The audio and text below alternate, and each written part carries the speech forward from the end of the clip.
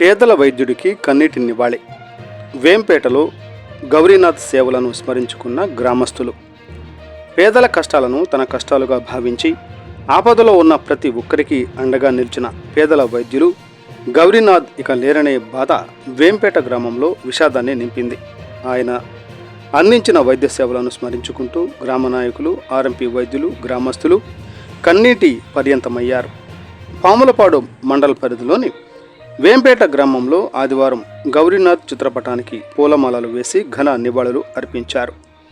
ఈ సందర్భంగా గ్రామ నాయకులు బోనాల సామేలు, యేసురత్నం, ఆనందరావు, యువరాజు, ఏసన్న, బోనాల భాస్కర్, ప్రసాదు తదితరులు మాట్లాడుతూ నల్లమల అటవీ ప్రాంతమైన ఆత్మకూరు పరిసరాలలో పేదలకు వైద్య సేవలు అందించడంలో గౌరీనాథ్ చూపిన అంకిత భావం మరువలేనిదన్నారు. డబ్బులు లేవని వైద్యం దూరం కాకూడదనే మానవతా దృక్పథంతో పేదలకు వైద్య సేవలు అందించారు. ఉచిత వైద్య శిబిరాలు నిర్వహించి ఎంతోమందికి అండగా నిలిచారని గుర్తు చేసుకున్నారు. ముఖ్యంగా బడుగు బలహీన వర్గాలతో పాటు నల్లమల అటవీ ప్రాంతంలోని చెంచుగూడెల్లో నివసించే గిరిజనులకు సైతం ఆయన ఎల్లప్పుడూ అందుబాటులో ఉండి వైద్య సేవలు అందించారని తెలిపారు. ఆయనకు వైద్యం ఒక వృత్తి మాత్రమే కాదని, పేదల పట్ల మమకారం, ఆపదలో ఉన్నవారికి అండగా నిలవడం ఒక బాధ్యతగా భావించారని అన్నారు. రాత్రి పగలు అనే తేడా లేకుండా అవసరమైన వారికి వైద్య సహాయం అందించిన గౌరీనాథ్ సేవలను ఈ ప్రాంత ప్రజలు ఎప్పటికీ మర్చిపోలేరన్నారు. పేదల ఇంటి పెద్దగా, ఆపదలో ఆదుకునే ఆప్తుడిగా నిలిచిన గౌరీనాథ్ ఇక లేరన్న వార్త ఆత్మకూరు ప్రాంతానికి తీరని లోటని గ్రామ నాయకులు ఆవేదన వ్యక్తం చేశారు.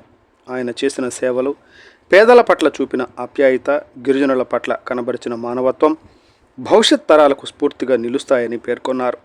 అనంతరం గౌరీనాథ్ చిత్రపటానికి పూలమాలలు వేసి 2 నిమిషాలు మౌనం పాటించి ఆయన ఆత్మకు శాంతి చేకూరాలని ప్రార్థించారు.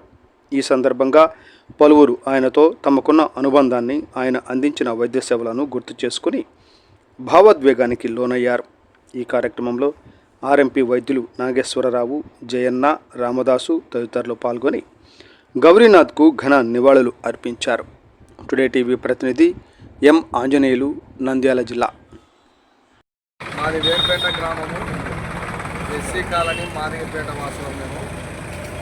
మాకు గౌరీనాథ్ సార్ లేని లోటు చాలా ఉంది. ఆయన బడుగు బలహీన వర్గాల ఆశాజ్యోతి, పేద ప్రజల పక్షాన సమస్యలు వచ్చినప్పుడు కూడా ప్రజల పక్షాన మాట్లాడినటువంటి వ్యక్తి.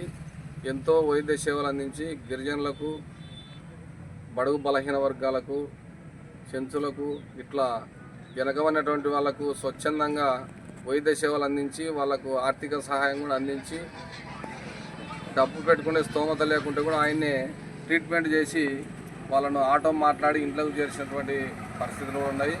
అయితే ఆ యొక్క గౌరీనాథ్ సార్ చనిపోవడం వల్ల మేము చాలా దిగ్భ్రాంతికి గురవుతున్నాము. ఆయన లేని లోటు చాలా ఉంది. అటువంటి మహనీయుడు లేకపోవడం వల్ల చాలా మేము ఇదవుతున్నాము. కాబట్టి ఆయన ఆత్మ శాంతి కలగాలని, ఆ